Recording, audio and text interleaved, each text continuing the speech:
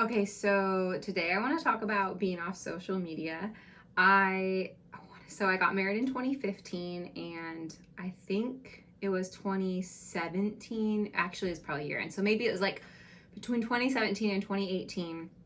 I was on Instagram, on social media, all this stuff, and Adam and I were going through a really hard time in our marriage. We had moved from Southern California. We were living full time in an RV with our 1 year old and two dogs, and just kind of like traveling the country before we moved out to Austin, Texas. And I, like I said, we were in a hard place in our marriage. And I found myself, if I'm being completely honest, um, liking the attention that I was getting from other people on social media too much. That it felt like it scared me. And everyone I feel like has their own gauge of this. Like maybe what is okay for you and the attention you get, it just isn't okay for somebody else. And maybe something like you could look at any post, any photo that I had, and it was very innocent, and like it's not like I'm posting these like scandalous sexual pictures, but even if that is you, no condemnation. I'm just saying for me it was very like it was very innocent, I would say, and it would have been really easy to justify that I would post like a pretty picture, a cute picture of myself. And I noticed that the comments or likes or attention that I would get from those was feeding my heart in a way that I only wanted my husband to have that place in my heart. I only wanted when somebody was like, "Oh, you're so pretty," or like giving me attention for my pictures. It felt like it was filling a place in my heart that only was meant for my husband's affirmation to fill. And like I said, it scared me, and it made me feel like, sorry, I just burped. It made me feel like, man, if I don't watch over my heart in a place when my marriage is feeling really rocky, I see how people could like end up having these affairs, if nothing more than emotional. And like, hear what I'm saying. I'm not saying I had an affair with my husband. What I am saying is I recognize we're all human, and there are places in our heart that are very vulnerable, and in a time of pain in my own life, I was like, I don't actually know if I trust myself right now. I don't like that this attention is making me feel so good when my husband and I aren't feeling good together. That's what's scaring me. So I made the decision to go off of social media, to protect my own heart. I was like, I'm not doing good. I am in pain. My marriage is painful right now, and I don't want to use this as a coping mechanism. I don't want to use it to hide my own pain, and I don't want to use it to meet needs that could lead to like the destruction of my life. And so yeah, I got off social media. I think my son was a year old, so it was probably pushing right into 2018. And I at first was like, oh, this is uncomfortable, and I feel left out, and I don't really know what's going on with other people, and I kind of miss like getting on my phone and like being affirmed and like taking cute pictures of myself, and even maybe proving to myself that I'm cute on a day that I feel ugly. Like there's just a whole web, right, of things that go on in your heart and mind on social media. And I'm like, I don't really know what's going on in other people's lives now, and how are they gonna know what's going on in my life? Anyways, time went by. I stayed off of it because I was like, oh, this is actually, it started to feel better, where I'm like, and life went on. We worked through stuff in our marriage, praise the Lord, but I continued to stay off social media. And there are a few things, and this is long. I don't know. I feel like I always just kind of share stuff on here. So if you're still watching, which I'm sure some of you are, there were a few things where I'm like, this is gold. I absolutely love this about not being on social media. So one of those would be like hijacking my attention, because I would notice even when I did have social media back in the day, I would not ever know how it was going to make me feel. Like I could get on my phone and scroll and feel like, oh, I'm so encouraged because somebody posted something really sweet and it really spoke to me. Or another hour later, I could be on my phone and feel super insecure because I saw this picture of a really beautiful girl who is way more fit than me or way prettier than me, and I'm like subconsciously tearing myself down because I don't look like that.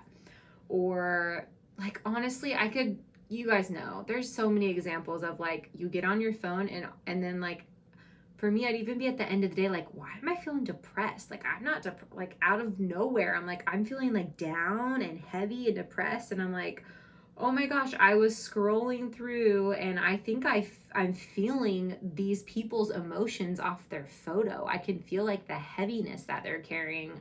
I'm a really big feeler. I feel things in the spirit. I feel emotions really deeply. And I'm like, I feel like this is affecting. So this was like one of the huge things where I'm like, oh my gosh, I really love not picking up other people's crap. I have enough of my own stuff to deal with. I like not feeling other people's stuff. And I like that I'm not feeling like this weird insecure like performance, like I need to live up to what everyone else is doing or having or feeling or being or whatever. Like that's gone because I'm not looking at all these images of what everyone else has or looks like or is doing for the day.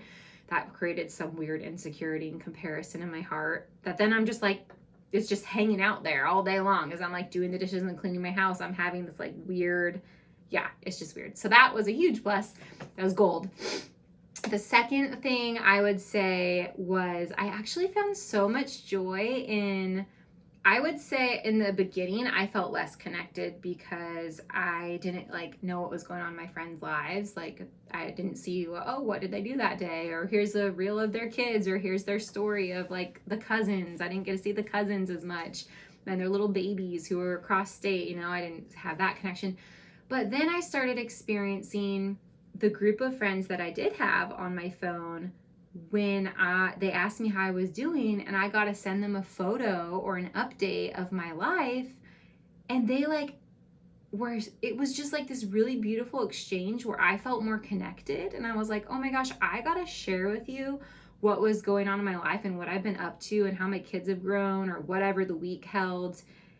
And it was special, and like you responded, and it was like a point of connection and intimacy in our friendship that you didn't just know what I already did. Like that always was like so frustrating for me of like, whatever, I went somewhere, I went to this coffee, I went to the zoo. Say I went to the zoo with my family and it was so fun and cute. My husband posts pictures, and then later I'm like telling my friend like, oh, and they're like, oh yeah, how was the zoo? And I'm like irritated that I didn't get to share with you that I went to the zoo. You just know because there's this picture out there and everyone already knows what I did for the weekend, and then maybe they don't even ask me how it was because they assume it was so amazing because there's all these cute pictures of us at the zoo. But I wanted to actually tell you about the 3 meltdowns that happened and that me and my husband were arguing, and I cried the whole drive home. But I don't even get to share that with you because you're already assuming I had this great weekend at the zoo.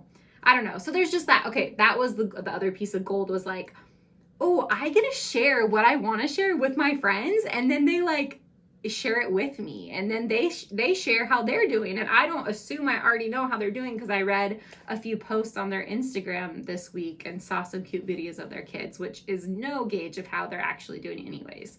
So that was pure gold. And then I would say the third thing, so first thing was weird emotional insecurity, comparison, gone.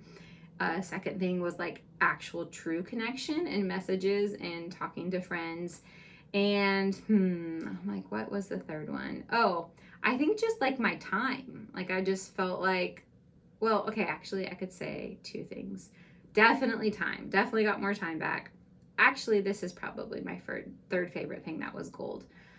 I don't think I realized before how much I wanted to look cute in case there was going to be a picture taken of me and posted somewhere.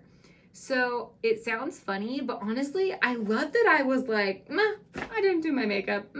I'm not wearing cute clothes. I don't really care. I don't care if I think I look fat in that picture.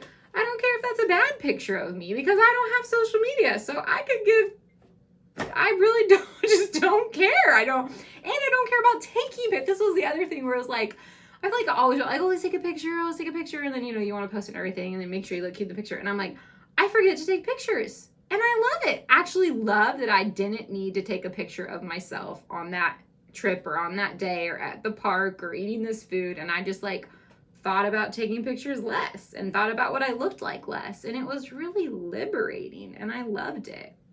So I could probably say a ton more things, but these are like the 3 things that I absolutely, like, these are such wins for life. And yeah, I challenge you, try it, delete your social medias, see what happens. I heard someone say like, oh, people get off and then they always go back on. And I'm like, that doesn't actually have to be true. You could go off and you could decide that's your new normal and you love it and it's a win and you don't want to enter back into the toxic cesspool of ads and comparison and insecurity and information and brain hijacks. And yeah, anyways, okay, have a good day. Bye.